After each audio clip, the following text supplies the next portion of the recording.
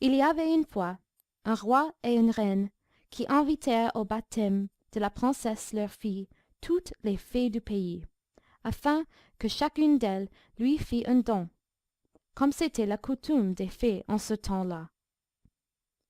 Après les cérémonies du baptême, toute la compagnie revint au palais du roi, où il y avait un grand festin pour les fées.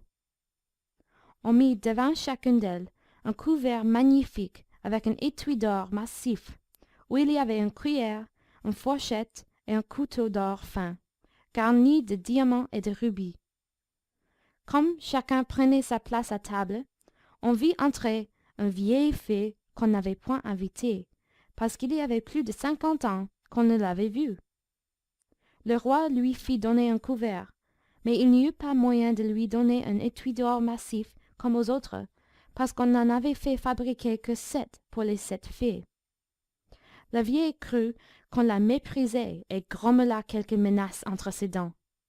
Une des jeunes fées, qui se trouvait auprès d'elle, l'entendit, et jugeant qu'elle pourrait donner quelque fâcheux don à la petite princesse, alla se cacher derrière la tapisserie, afin de parler la dernière et de pouvoir réparer, autant qu'il lui serait possible, le mal que la vieille aurait fait. Les fées commencèrent à faire le don à la princesse. Elles lui donnèrent l'esprit, la beauté, la grâce, le charme, le savoir. Le tour de la vieille fée étant venu, elle dit méchamment que la princesse se percerait la main avec un fuseau et qu'elle en mourrait. Toute la compagnie se mit à frémir. La jeune fée prit la parole. Rassurez-vous, roi et reine, dit-elle, la princesse se percera la main d'un fuseau, mais au lieu d'en mourir, elle tombera seulement dans un profond sommeil qui durera 100 ans. Le roi, pour tâcher d'éviter un pareil malheur, fit annoncer dans tous ses états qu'il défendait de filer au fuseau. La princesse avait atteint sans accident sa 16e année quand, un jour, montant dans le donjon du château, elle trouva une bonne vieille en train de filer sa quenouille. Cette bonne femme n'avait jamais entendu parler des défenses du roi. « Que faites-vous là, ma bonne femme ?» dit la princesse. « Je file, ma belle enfant, » lui répondit la vieille, qui ne le connaissait pas. « Ah, que cela est joli !» reprit la princesse. « Comment faites-vous? Donnez-moi, que je vois si j'en ferai autant. » Elle n'eut pas plus tôt pris le fuseau que, comme elle était fort vive et un peu étourdie, et que d'ailleurs l'arrêt des fées l'ordonnait ainsi, elle s'en perça la main et tomba évanouie. La bonne vieille, bien embarrassée, crie au secours. On vient de tous côtés. On jette de l'eau au visage de la princesse, on lui frappe dans les mains, on lui frotte les tempes avec du vinaigre, mais rien ne la faisait revenir à elle.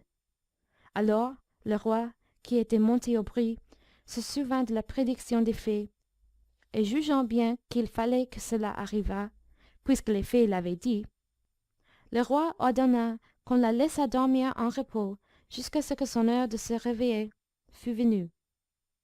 La bonne fée, qui lui avait sauvé la vie en la condamnant à dormir 100 ans, était à 12 000 lieues de là, lorsque l'accident arrivait à la princesse, mais elle en fut avertie en un instant par un enchanteur qu'elle avait à ses ordres.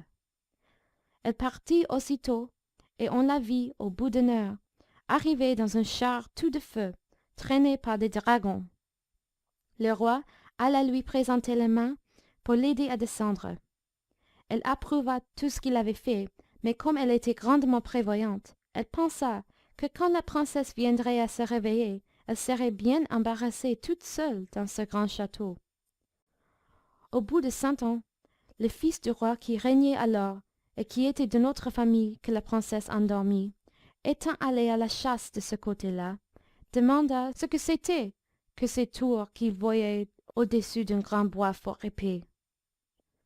Le prince ne savait qu'en croire, lorsqu'un vieux paysan prit la parole et lui dit « Mon prince, il y a plus de 50 ans que j'ai entendu dire à mon père qu'il y avait dans ce château une princesse, la plus belle qu'on eût jamais vue, qu'elle y devait dormir 100 ans et qu'elle serait réveillée par le fils d'un roi à qui elle était réservée en mariage.